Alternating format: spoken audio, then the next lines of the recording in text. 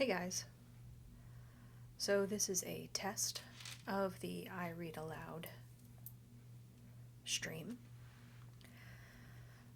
I am setting up a channel on YouTube so that I can read the D&D basic rules to you guys as a resource for those who are unable to, and as a resource for those who are interested in hearing it read aloud. So today I am just trying this out and seeing how it goes. I have the D&D basic rules open on my web browser. This is version 1.0, released in November 2018. And I am projecting it on the screen. Hopefully you guys can see it. These are the credits. The lead designers are Jeremy Crawford, Mike Merles, and Christopher Perkins. Design team is James Wyatt, Rodney Thompson, Robert J. Schwalb, Peter Lee, Steve Townshend, Bruce R. Cordell. The managing editor is Jeremy Crawford. The editing team is Chris Sims, Michelle Carter, Scott Fitzgerald Gray, and Kim Mohan. The graphic designers are Bree Heiss and Emmy Tangi. The interior illustrator is Jamie Jones and Richard Witters. The additional contributors, are Matt Cernett, Chris Dupuis, Tom Lapille, Chris Tulach, Miranda Horner, Jennifer Clark Wilkes, Steve Winter, Chris Youngs, Ben Petrizor, Tom Olson. The producer is Greg Billsland. Project management, Neil Schinkel, Kim Graham, and John Hay. Brandon marketing, Nathan Stewart, Liz Shue, Chris Lindsay, Shelley Mazanoble, Hillary Ross, Laura Tomervik, Kim Lundstrom, Trevor Kidd. It's based on the original D&D game created by E. Gary Gygax and Dave Arneson, with Brian Bloom, Rob Kuntz, James Ward, and Don Kay. And it's drawing from further development by J. Eric Holmes, Tom Moldvay, Frank Menser, Aaron Alston, Harold Johnson, David Zeb Cook, Ed Greenwood, Keith Baker, Tracy Hickman, Margaret Weiss, Douglas Niles, Jeff Grubb, Jonathan Tweet, Monty Cook, Skip Williams, Richard Baker, Peter Atkinson, Bill Slavicek, Andy Collins, and Rob Heinsu. Playtesting was provided by over 175,000 fans of D&D. Thank you. Alright, so we're going to be jumping into the contents. I'm not going to read you the contents, the table of contents today, because we are reading straight through. We're not going to read the entire thing today, obviously. It's a long document. We're going to give it a start, and we're going to start in the introduction section, which includes Worlds of Adventure, using these rules, how to play, and adventures. Introduction. The Dungeons & Dragons role-playing game is about storytelling in worlds of swords and sorcery. It shares elements with childhood games of make-believe. Like those games, D&D is driven by imagination. It's about picturing the towering castle beneath the stormy night sky and imagining how a fantasy adventurer might react to the challenges that scene presents. Box text. Dungeon Master, or DM.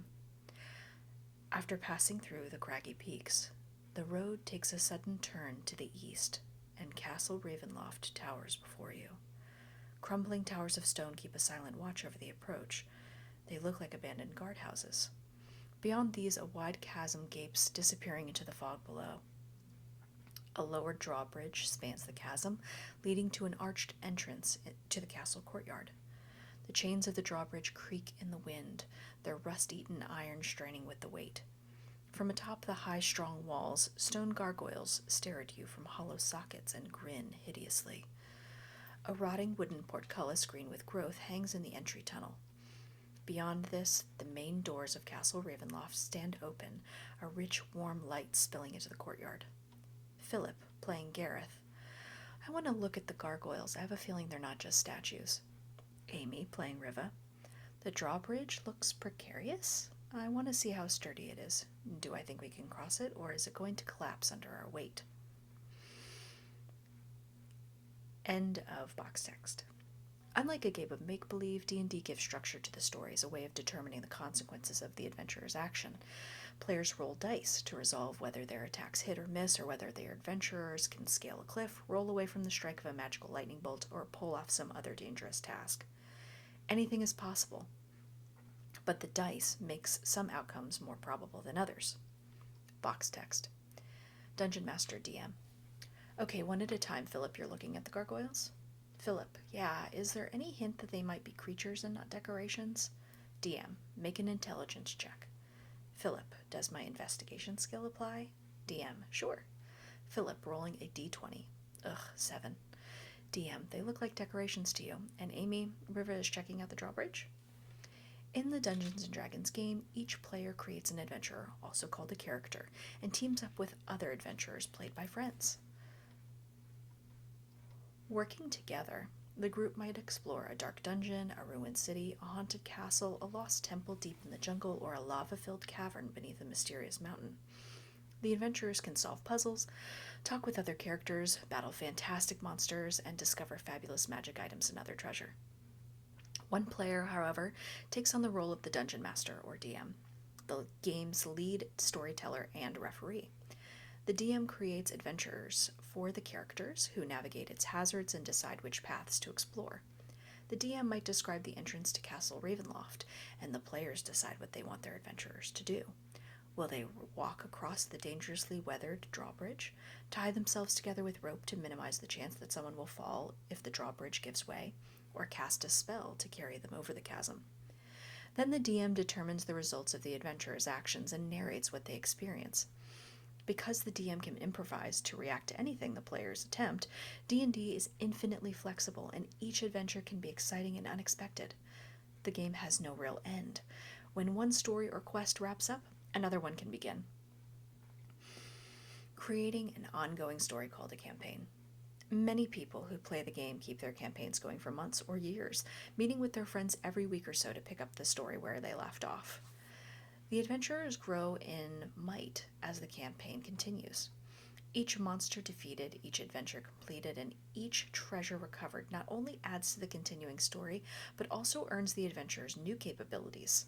This increase in power is reflected by an adventurer's level. There's no winning and losing in a Dungeons & Dragons game, at least not the way those terms are usually understood. Together, the DM and the players create an exciting story of bold adventurers who confront deadly perils. Sometimes an adventurer might come to a grisly end, torn apart by ferocious monsters or done in by a nefarious villain. Even so, the other adventurers can search for powerful magic to revive their fallen comrade, or the player might choose to create a new character to carry on. The group might fail to complete an adventure successfully, but if everyone had a good time and created a memorable story, they all win. Worlds of adventure. The many worlds of the Dungeons & Dragons game are places of magic and monsters, of brave warriors and spectacular adventures. They begin with a foundation of medieval fantasy, and then add the creatures, places, and magic that make these worlds unique. The worlds of the Dungeons & Dragons game exist within a vast cosmos called the multiverse, connected in strange and mysterious ways to one another and to other planes of existence, such as the elemental plane of fire and the infinite depths of the abyss. Within this multiverse are an endless variety of worlds. Many of them have been published as official settings for the D&D game. The Legends of the Forgotten Realms, Dragonlance, Greyhawk, Dark Sun, Mystara, and Eberron settings are woven together in the fabric of this multiverse. Alongside these worlds are hundreds of thousands more created by generations of D&D players for their own games, and amid all the richness of the multiverse, you might create a world of your own. These worlds share characteristics, but each world is set apart by its own history and cultures, distinctive monsters and races, fantastic geography, ancient dungeons, and scheming villains. Some races have unusual traits in different worlds. The halflings of the Dark Sun setting, for example, are jungle-dwelling cannibals, and the elves are desert nomads. Some worlds feature races unknown in other settings, such as Eberron's Warforged, soldiers created and imbued with life to fight in the last war. Some worlds are dominated by one great story, like the War of the Lance that plays a central role in Dragonlance setting. But they're all D&D worlds, and you can use the rules in this book to create a character and play in any one of them. Your DM might set the campaign on one of these worlds or on one that he or she created. Because there is so much diversity among the worlds of D&D, you should check with your DM about any house rules that will affect your play of the game. Ultimately, the Dungeon Master is the authority on the campaign and its settings, even if the setting is a published world. Using these rules. The D&D Basic Rules document has 4 main parts. Part 1 is about creating a character, providing the rules and guidance you need to make the character you'll play in the game. It includes information on the various races, classes, backgrounds, equipment, and other customization options that you can choose from. Many of the rules in Part 1 rely on material in Parts 2 and 3. Part 2 details the rules of how to play the game beyond the basics described in this introduction. That part covers the kinds of die rolls you make to determine success or failure at the tasks your character attempts, and describes the 3 broad categories of activity in the game: exploration, interaction, and combat. Part 3 is all about magic. It covers the nature of magic in the worlds of D&D, the rules for spellcasting, and a selection of typical spells available to magic user characters and monsters in the game. Part 4 is especially for the Dungeon Master. It contains instructions for how to challenge the player characters with adversaries that are a good test of their abilities, plus dozens of ready-to-use monster descriptions. It also provides a sampling of magic items that the characters can earn as their rewards for vanquishing these monsters. The end of the document contains supplemental material. Appendix A collects all the definitions of conditions that can affect the characters and monsters.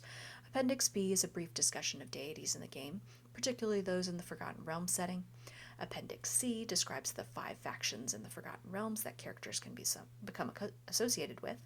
And finally, a 3-page character sheet provides a standardized way for players to record and keep track of their characters' abilities and possessions. How to play. The play of the Dungeons & Dragons game unfolds according to this basic pattern. 1. The DM describes the environment. The DM tells the players where their adventurers are and what's around them, presenting the basic scope of options that present themselves. How many doors lead out of a room, what's on a table, who's in the tavern, and so on. 2. The players describe what they want to do. Sometimes one player speaks for the whole party, saying, "We'll take the east door," for example. Other times, different adventurers do different things. One adventurer might search a treasure chest, while a second examines an esoteric symbol engraved on a wall, and the third keeps watch for monsters. The players don't need to take turns, but the DM listens to every player and decides how to resolve those actions. Sometimes resolving a task is easy. If an adventurer wants to walk across a room or open a door, the DM might just say that the door opens and describe what lies beyond. But the door might be locked, and the floor might hide a deadly trap, or some other circumstance might make it challenging for an adventurer to complete a task. In those cases, the DM decides what happens, often relying on a roll of the die to determine the results of an action. 3. The DM narrates the results of the adventurer's actions. Describing the results often leads to another decision point, which brings the flow of the game right back to step 1. This pattern holds whether the adventurers are cautiously exploring a ruin, talking to a devious prince, or locked in mortal combat against a mighty dragon. In certain situations, particularly combat, the action is more structured and the players and DM do take turns choosing and resolving actions, but most of the time play is fluid and flexible, adapting to the circumstances of the adventure. Often the action of an adventure takes place in the imagination of the players and DM, relying on the DM's verbal descriptions to set the scene.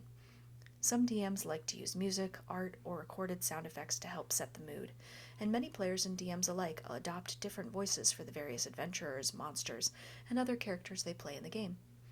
Sometimes a DM might lay out a map and use tokens or miniature figures to represent each creature involved in a scene to help the players keep track of where everyone is. Alright, I'm going to end there for today. I wanted to just do a quick stream to make sure everything is working on my end, and hopefully I will see you guys again soon to continue the Basic Rules document. Thanks so much if you're watching, and have a great day.